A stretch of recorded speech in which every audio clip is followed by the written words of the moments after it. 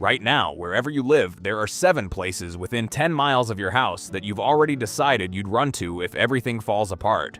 The grocery store, the hospital, the gas station, the school gym that doubles as a shelter, that massive Costco with the concrete walls, the highway overpass heading out of town. And your neighbor, you know the one, the guy with the generator and the canned food wall in his garage. 7 places, 7 promises of safety, and every single one of them will get you killed. Not might, not could, will, because they already have, over and over, in every collapse, in every crisis, on every continent in the last 30 years. The pattern is so consistent it's almost boring. Economic meltdown, earthquake, pandemic, cyber attack, civil unrest, infrastructure failure, doesn't matter. Pick your apocalypse. These 7 locations fail the same way every single time. Because the problem isn't the disaster. The problem is the locations themselves. The problem is where everyone runs. And here's the thing that should keep you up tonight. It doesn't have to be the end of the world. It doesn't have to be some Hollywood script with mushroom clouds and martial law. A 5-day heat wave did it. A rumor about truck drivers did it. A single Instagram post about empty shelves did it. That's all it took to turn these 7 safe places into kill zones. Today we're breaking down all 7, for each one, why your brain screams to go there, why it's actually a death trap, the historical proof that it's happened before, and what you should actually do instead. But I need to tell you about number 7 right now, because the 7th death trap is personal. It's not a building, it's not a location on a map. It involves someone you trust, and that's what makes it the most dangerous one on this list. We'll get there. But first, let's start where everyone starts. At the grocery store. Death trap number 1, the grocery store, the stampede aisle. Let's talk about why you're already planning to go there. Because you are. Don't lie. The second you hear something bad on the news, a real something, not the usual noise, your brain fires one signal before anything else. Food. Get food? It's 100,000 years of primate wiring screaming at you to hoard calories before the other primates do. And the grocery store is right there. 5 minutes away. Bright lights. Full shelves. Your brain looks at those shelves and says, see, there's still time. There isn't. The average American supermarket carries approximately 3 days of stock at normal shopping pace. 3 days. That's not some doomsday estimate. That's the actual inventory math of the just-in-time supply chain that feeds 330 million people. The trucks come every day because the shelves empty every day. Remove the trucks, and you've got 72 hours of food in a building the size of a football field. And most people don't even know this. They see full shelves and assume abundance. What they're actually seeing is a 3-day buffer between civilization and chaos. Now add panic. In 2021, Winter Storm Uri hit Texas. Not a war, not a revolution, a cold front. Within hours, not days, hours, H-E-B and Kroger shelves were stripped to bare metal.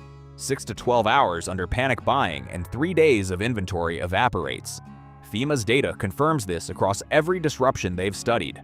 But empty shelves aren't what kill you. The crowd does. Supermarkets are architecturally designed to move you slowly past products. Narrow aisles, deliberate choke points, limited exits. When crowd density exceeds 6 people per square meter, individual movement becomes physiologically impossible. You can't push back. You can't breathe. The crowd behaves like a fluid, and humans caught in that fluid are cargo. The average supermarket aisle is 5 to 6 feet wide. 50 people in that width can create lethal compression. When power goes out, the cold chain breaks. Meat, dairy, frozen goods enter the FDA danger zone above 40 degrees within 4 hours. But nobody in a panicking crowd checks temperatures. They're grabbing everything. Haiti, 2010. Contaminated food consumption caused deaths for weeks after the earthquake, right when the medical system was on the floor. Security? Designed to stop shoplifting. Cameras, sticker tags, one guard making $9 an hour who did not sign up for the apocalypse. The doors are glass, the walls are drywall. South Africa, July 2021. After the arrest of former President Zuma, over 300 shopping centers were overwhelmed by spontaneous crowd dynamics. Food supply collapsed for weeks. Some areas lost access to basic groceries for 2 weeks. Over 350 deaths. Chile, October 2019. Santiago supermarkets emptied and burned within hours. The pattern is universal. The grocery store is always the first target. What do? 3 things. First, gray man food strategy. Small neighborhood shops, ethnic grocery stores, independent butchers be under the radar. When the herd stampedes toward Walmart, nobody thinks about the Korean market on the corner. Second, build a 72-hour food kit now. Shelf-stable, rotated in your house, eliminating the need to go anywhere. The person who must go to the store during a crisis is the most vulnerable person in the city. Third, direct relationships with local producers, farmers markets, CSA memberships, a supply line outside the warehouse system. But I hear you. I've got a generator. I'm good. Cute.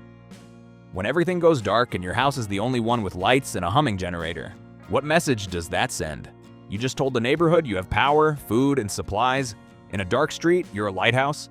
And in a collapse, lighthouses don't attract rescue ships. They attract pirates. This is called OPSEC, Operational Security. Remember that word. It's coming back.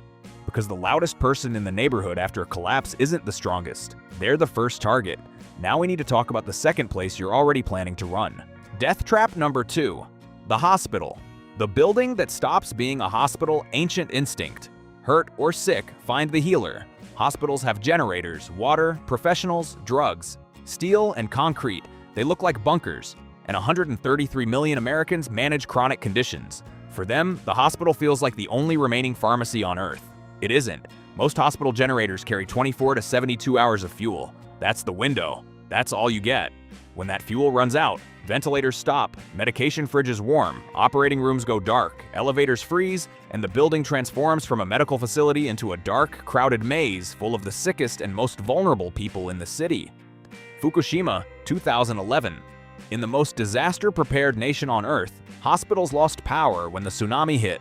Futaba Hospital evacuated 440 patients. 50 died during evacuation itself.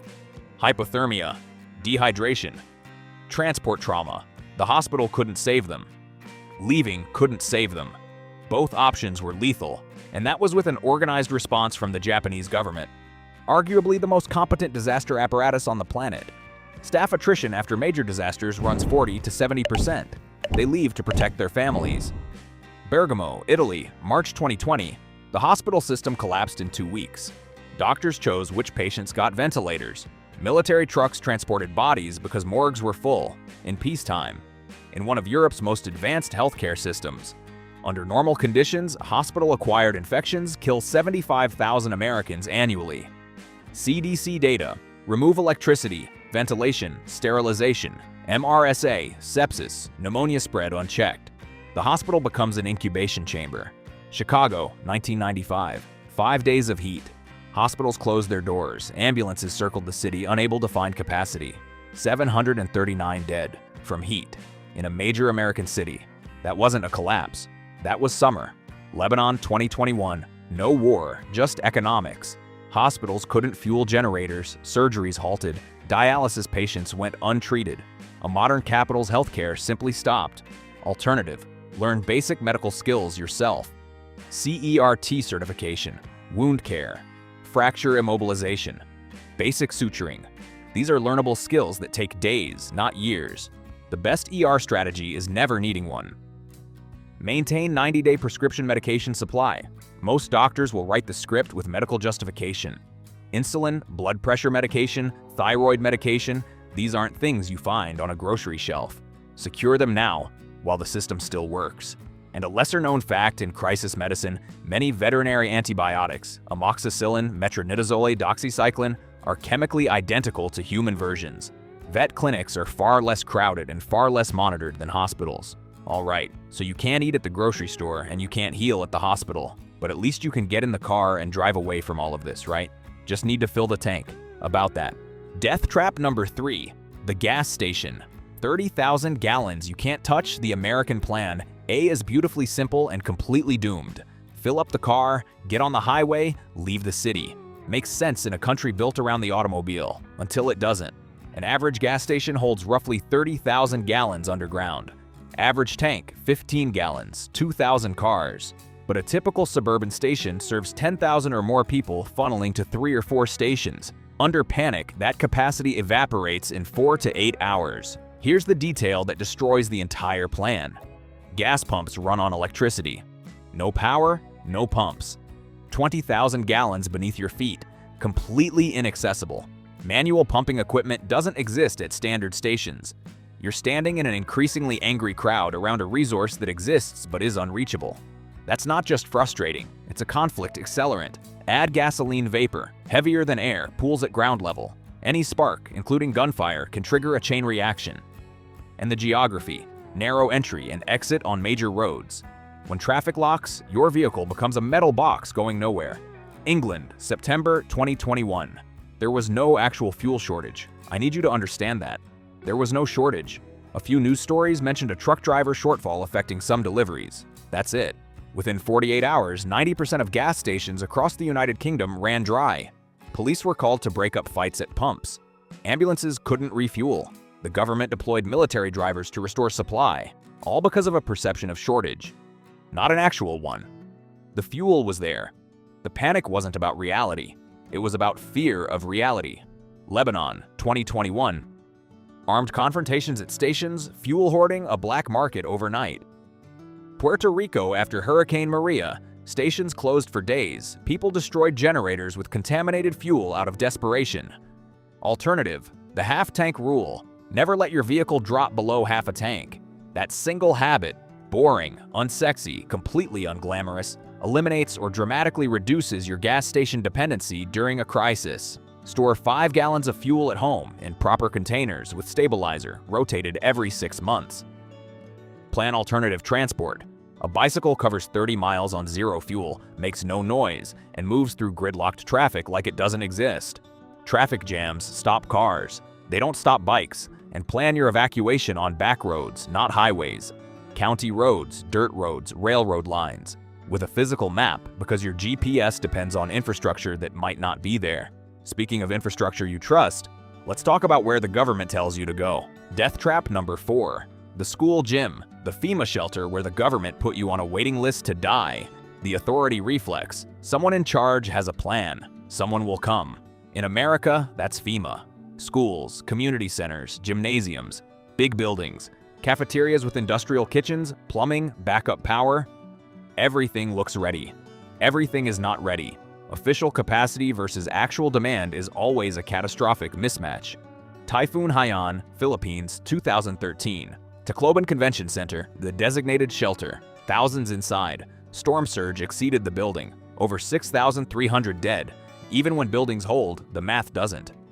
500 people in a 100-person shelter. Every resource divided by 5. Water, food, sanitation, all cut 80%. FEMA's own website, ready.gov. Right now, go look and states, be prepared to survive on your own for at least 72 hours. Read that again. The government is telling you in writing on their official website that for the first 3 days, nobody is coming. No cavalry, no helicopter, no supply truck. 72 hours of nothing. That's not conspiracy talk. That's the agency's own published guidance. Maui, Lahaina, 2023. American soil in Hawaii, with the largest budget emergency agency on the planet available. FEMA's meaningful assistance took days to reach the area. Over 100 dead. An entire town erased from the map. The federal response showed up after the funerals had started. Inside shelters without functioning support. Thousands of strangers, no established hierarchy, dwindling resources, deteriorating sanitation. Haiti, 2010. 1.5 million people displaced into shelter camps, many managed by the United Nations with international security forces present. Even in those camps, violent crime rates reached 3 to 4 times the surrounding city average. And the hygiene math is a ticking biological weapon. Thousands of bodies, limited toilets, restricted water supply. It's a mathematical guarantee of gastrointestinal outbreak. Haiti's post-earthquake cholera epidemic killed over 10,000 people in the shelter camps. More than the earthquake's direct toll. The earthquake destroyed buildings. The shelters destroyed people. Alternative, make your home a 72-hour shelter. 1 gallon of water per person per day. Shelf-stable food, light sources, communication equipment, first aid. Build a small community network, 3 to 5 families with pre-assigned roles. Medic, security, logistics. This responds faster and more reliably than any federal agency. And if evacuation is necessary, have a pre-scouted bug-out location 50 to 100 miles out. Low population density. But that decision must come in the first hour. After that, you're competing with everyone else for the same roads. Let me pause. I know what some of you are thinking right now. Your entire emergency plan is go somewhere. That's not a plan. That's a hope. Hope is a beautiful thing. It's also a terrible survival strategy. If the only thing between you and a crisis is a destination you haven't secured, a road you haven't scouted, and a building you don't control, you don't have a plan. You have a wish, and wishes don't keep people alive. Keep that thought. Death trap number 5. The big box store, the Costco Castle delusion. I know you've thought about it. Everyone has. It's practically a cultural meme at this point. Where do the characters go in every zombie movie? The big box store. Costco, Walmart, Home Depot. Pick your fortress. Food, water, tools, medicine, clothing, blankets, all under one roof. The building looks like a concrete bunker. It's not a bunker. It's the opposite of a bunker. Average Walmart, 178,000 square feet. Vorstouter, over 40 entry points, customer doors, loading docks, emergency exits, ventilation access. Securing that perimeter requires 40 to 50 trained personnel in shifts. Medieval castles had single gates for a reason. The first rule of defense is minimize entry points. A big box store is the architectural opposite of defensible. Signature management. In military doctrine, the larger and more visible you are, the bigger target you become. A Costco parking lot is visible from a mile out. Everyone knows what's inside. In the Syrian civil war, large commercial buildings became strategic targets for both sides. Aleppo's Great Souk, standing since the 13th century, burned in 2012. South Africa, July 2021, large format stores in Durban and Johannesburg were the first and heaviest targets. Small, unassuming shops were bypassed. Size attracts attention. Attention attracts trouble. Inside, no external authority, 100 strangers competing. Who leads? Who distributes? Who controls the door? Whoever is armed has numbers or is most aggressive. In the building, thin metal walls, glass facades, lightweight roofing. Structurally weaker than a school. Appearance of strength, nothing more. Alternative, gray man principle. Locations that don't advertise what they contain. Small industrial warehouses, commercial district offices, few entry points, low profile, actually defensible. Reinforce your own home. Door barricades, window security film, light discipline, keeping your house dark and quiet when the grid goes down. Your home is a fraction of a Walmart's size, which means you can actually secure it with 2 or 3 people instead of 50. And OPSEC, once again, the best location is the one nobody knows about. A massive, famous, visible building that everyone in a 50-mile radius can identify is the exact opposite of that. Time to talk about the escape route everyone pictures. Death trap number 6. The highway, the overpass, the bridge, the world's longest parking lot. The universal escape fantasy. City is dangerous. Leave the city. Get on the highway. Cross the bridge. It feels proactive. Elevation adds psychological comfort. The overpass feels like high ground. Except when everyone has the same plan at the same time, the highway becomes a trap, the bridge becomes a choke point, and the high ground becomes a cage. Every large-scale evacuation follows the same failure pattern. Roads saturate, movement stops, and people become trapped in their vehicles. It happens so reliably that emergency planners have a term for it: evacuation gridlock. And it kills people who are trying to save themselves. Paradise, California, 2018. The Camp Fire. 27,000 people in a town with 4 roads out. The roads clogged within minutes of the evacuation order. People abandoned their cars and ran on foot through smoke and embers. 85 people died, many of them inside their vehicles, caught in gridlock as the fire overtook the road. The flames met them in traffic. They did everything right. They followed the plan. They got in the car. They headed for the exit, and the exit was a parking lot on fire. Maui, Lahaina, 2023. One primary road. It locked up. People trying to drive the wrong direction got trapped between fire and ocean. Over 100 dead. Mati, Greece, 2018. Wildfire trapped residents on coastal roads leading to the sea. Some people ran into the water to escape. 103 dead. A vehicle idling in traffic for 8 to 12 hours drains its tank. When fuel hits zero, your car is an obstacle and you're on foot. Bridges add geometric danger. Single entry, single exit, fixed width. Any blockage means total entrapment. During 2019 Iraqi protests, security forces seized Baghdad's bridges to control citywide movement. Whoever controls the crossing sets the terms. That's been true since the first bridge was built over the first river. Alternative, the hardest thing in a crisis: patience. The 72-hour evacuation rule. Leave in the first hour before the crowd or wait 72 hours until it dissipates. Anything in between is the worst position. Plan secondary routes. County roads, dirt paths, railroad corridors. Physical map, not GPS. And remember, when traffic stops, pedestrians and cyclists are the only ones moving. A 40-pound pack and a bicycle outperform an SUV in gridlock every time. Now.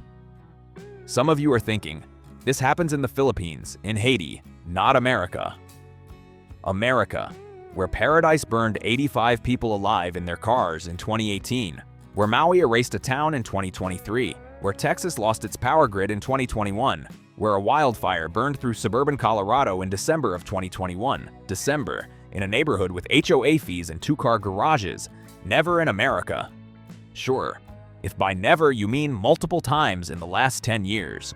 Which brings us to the last death trap, the personal one.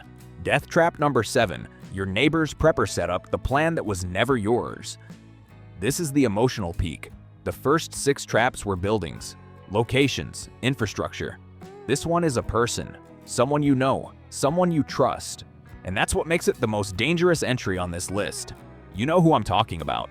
The neighbor with the generator in the garage, the one who mentioned food storage at a barbecue, the gun safe you saw when you helped them move a couch. Maybe they're a friend, maybe they're family, but somewhere in the back of your mind, you've already made a quiet calculation. If things go bad, I'll go to their place. They're ready. They'll take me in. That thought feels safe. It feels rational. It feels like a plan. It is not a plan. It is a dependency disguised as a strategy. And it's the most common plan in America. The math. A typical prepper plans for 4 people. Their family. 3 months of supplies, water, food, medication, fuel, calculated for 4. Crisis hits. The doorbell rings, and rings, and rings. Neighbor 1 arrives with spouse and 2 kids. 4 more. Neighbor 2 brings their elderly parent. 2 more. Neighbor 3 shows up alone but armed. 1 more person, plus a new power dynamic. A relative's family drives in from 2 towns over. 4 more. Total, 4 planned, 11 uninvited. 15 people. 3 months divided by 15 instead of 4. That's roughly 24 days, less than a month. And that's the optimistic scenario where resources are shared equally and nobody panics about the shrinking timeline. Who's in charge of 15 people who didn't plan to be together? The homeowner, because it's their house and their supplies? The armed neighbor, because power flows from whoever can enforce it? The largest family, because they have numbers? In peacetime, these questions are academic. Under crisis conditions with shrinking resources and rising cortisol, they become existential conflicts. There's no mediator, no court, no police to call. OPSEC, the biggest anxiety in every prepper community, every forum, every subreddit. Who knows? Everyone who knows your preparations is a potential knock. And your neighbor already knows. They've seen the generator, noticed the shelving, heard conversations. Before you think of going to them, 5 others have had the same idea. Sociology research is consistent. Under crisis, social norms dissolve within 72 hours. The promise of "we'll share" sounds different on the 5th day when everyone is hungry and the math doesn't work. Dunbar's number. The human brain maintains meaningful bonds with roughly 150 people. A prepper's trusted circle is 5 to 10. Person 15 at the door has crossed into stranger territory, biologically. Here's the thesis of this entire video. Write it down. If your plan is someone else's plan, you don't have a plan. You have an assumption, and assumptions get people killed. The first 6 traps told you where not to go. Number 7 tells you something deeper. Have your own plan, your own capacity, your own space, your own resources, your own control. 72 hours of self-sufficiency. Water, food, light, communication, first aid. In your home, under your roof. Not dependent on any building, institution, government agency, or anyone else's generosity. OPSEC, be quiet. Don't broadcast. Don't show off the generator. Don't give tours of the pantry. The best prepared person on the block is the one nobody suspects. If you want community, and you should, humans survive in groups. Build it deliberately, not come to my place when things go bad. Instead, if these specific conditions occur, we meet at this location, you bring these supplies. Your role is this. Written, concrete. Tested before the crisis, not invented during it. And finally, skills over stockpiles. Supplies run out, skills don't. First aid, water purification, fire starting, repair, food preservation. These make you valuable to any group. The person who shows up saying, "let me in," is a burden. The person who says, "here's what I can do," is an asset. One gets turned away, the other gets invited. Closing 7 death traps. The grocery store, the hospital, the gas station, the shelter, the big box store, the highway, and the neighbor's house. The common thread isn't the buildings, it's the instinct. Every trap exploits the same human reflex. Run toward the familiar, the comfortable, what looks like safety, and everyone punishes that reflex. Because in a collapse, comfort is the most dangerous direction you can run. The person who follows the crowd right into the kill zone. Every single time. The person who survives isn't the one with the best destination. It's the one with the best preparation. The boring preparation. The quiet preparation. The kind that happens on a Tuesday night when nothing is wrong. The kind that doesn't make good television and doesn't get likes on social media. And here's the truth nobody wants to hear. You don't need to become a survivalist. You don't need a bunker in Montana. You don't need an armory or a compound or a secret underground shelter. You need 72 hours. That's it. 3 days of self-sufficiency. That's the line between being a victim of one of these 7 traps and being the person who watches the chaos from a safe distance while everyone else panics. So here's what I want you to do tonight. One thing, just one. Check your 72-hour capacity. Water, 1 gallon per person per day, minimum. Food, shelf-stable, no cooking required. Light, flashlights, batteries, or hand crank. Communication, battery-powered radio. First aid, basic kit plus any prescription medications you depend on. If you have it, verify it. Make sure nothing's expired, nothing's missing. If you don't have it, start building it. Tonight, not tomorrow, not this weekend, not when I get around to it. Tonight, because every person in that emergency room line, every person in that supermarket stampede, every person stuck on that highway, they all said tomorrow too. Because the next crisis won't send you a calendar invite. It won't wait for your Amazon delivery. And by the time you realize you should have prepared, you'll be standing in one of these 7 death traps with everyone else, wondering why you didn't listen to a raccoon on the internet. The choice is yours. It always was. Just don't take too long to make it.